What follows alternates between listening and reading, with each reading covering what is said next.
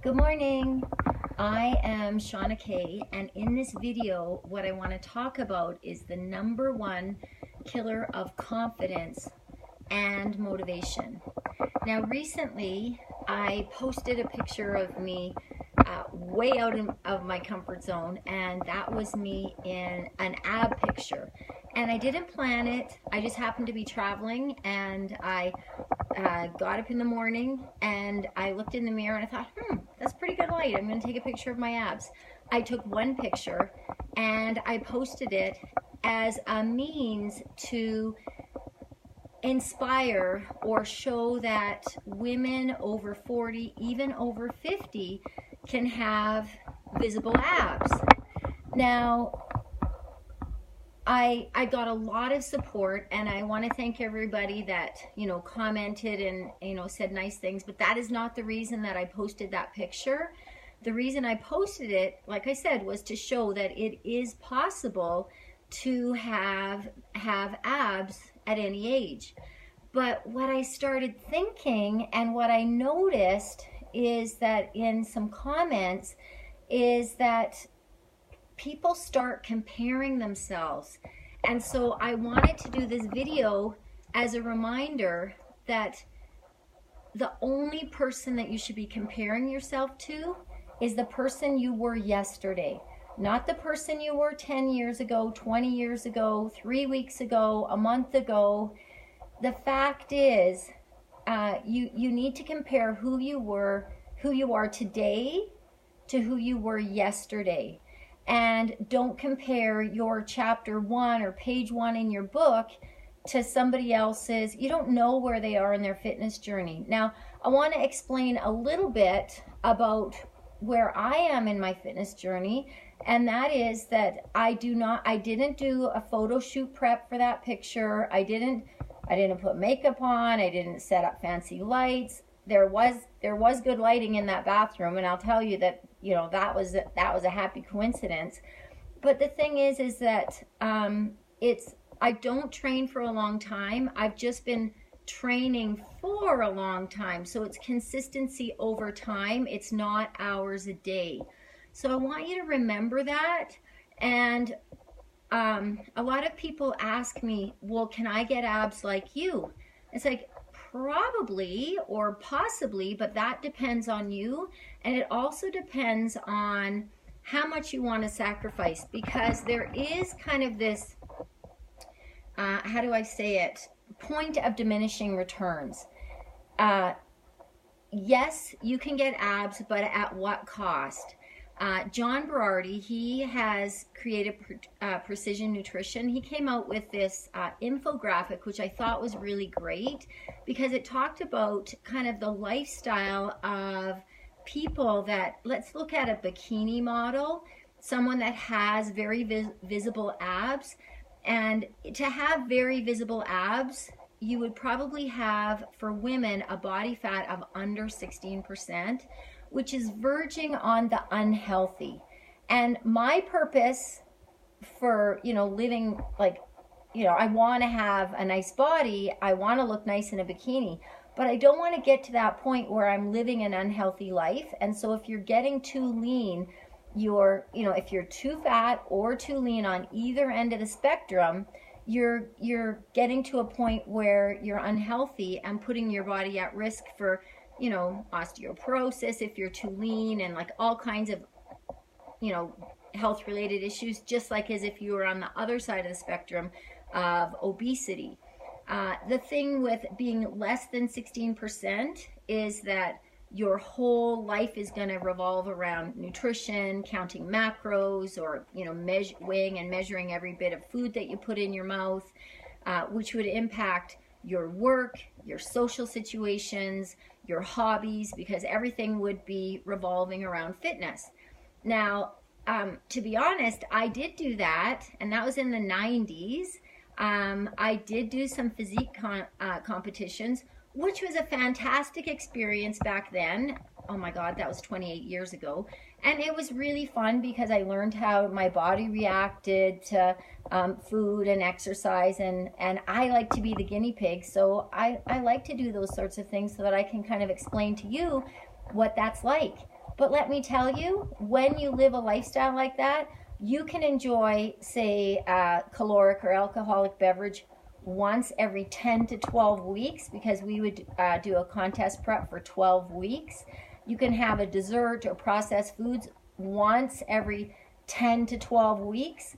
So your whole life is revolving around broccoli and chicken and oatmeal. And back then, it was in the 90s, it was no fat, higher carbs, starving all the time, huge cravings. What I'm telling you is it's a lifestyle that most of us don't want to live. It's not a livable lifestyle.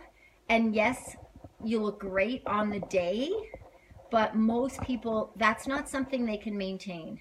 So all those Insta stories, all those IG girls that are, you know, showing themselves off in a bikini, like, great, that's awesome. In fact, I did it. I was in my underwear though. But the fact is that that's probably not livable. So let's back off a little bit and let's set our expectations for a body fat that's probably 20 to 25%. Because when you have a body fat of about 20 to 25%, you can exercise a reasonable amount. You can enjoy, say, a dessert or processed foods maybe once or twice a week, maybe an alcoholic or a caloric beverage once or twice a week. You have good energy. You will not have cravings because you have a pretty balanced diet. Your life doesn't revolve around exercise. You're going to have a reasonable amount of exercise in your week. You can have other hobbies that are not, weighing and measuring food and just straight up exercise.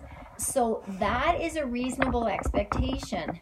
And at 20 to 25%, you're going to look fairly lean and athletic. You're going to have, like I said, you're going to have a nice body.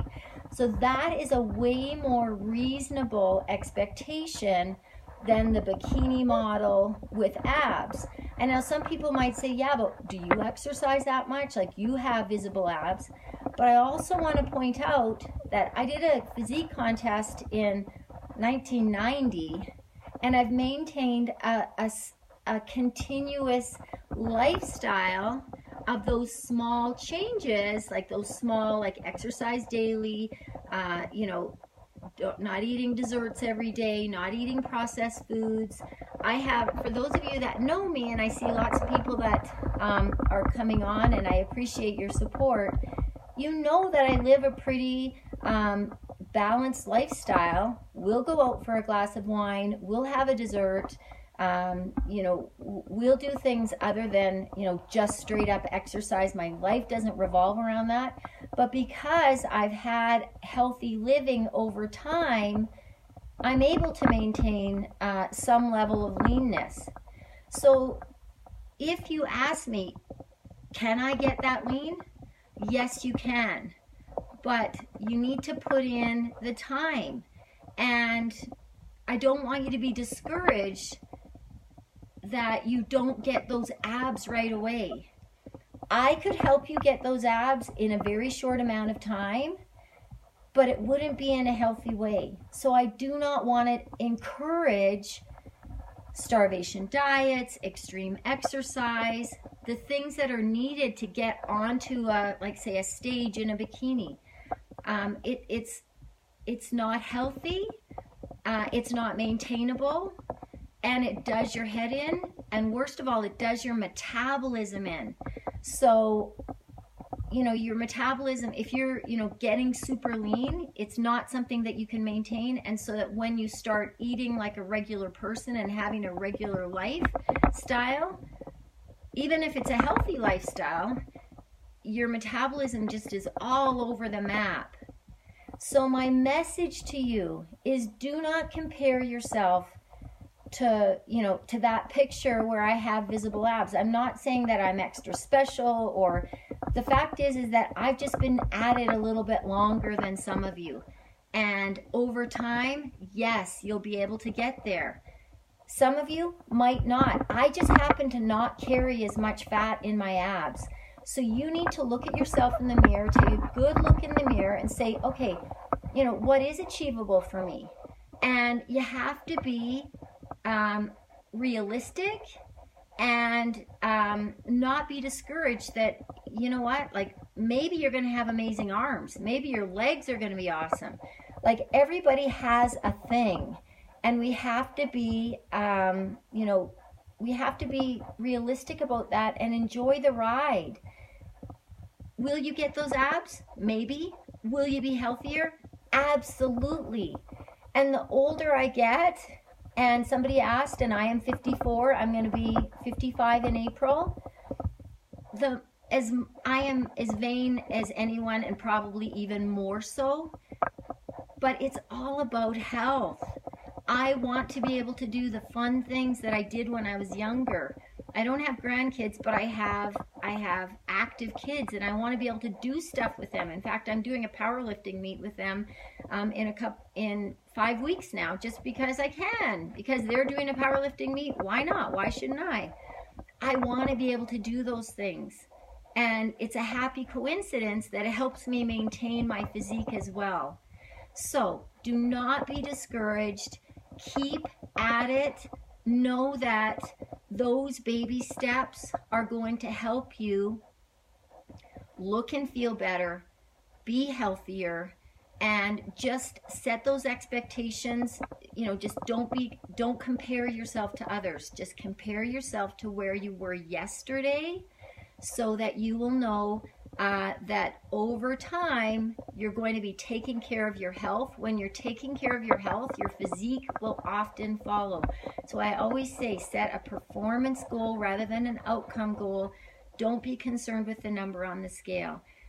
Thank you everybody for joining me, and you know, I will I really appreciate your support. I'm here for to help you on your fitness journey. I want to live by example to show that, you know, it can be done, whether you're in your 30s, 40s, 50s. Oh my God, I'm going to be 60 in 5 years. And I am still going to be here, you know, banging on my drum that we can all look and feel better and be healthier. All right. In fact, I am off to have a workout now, and I will see you all later. Okay?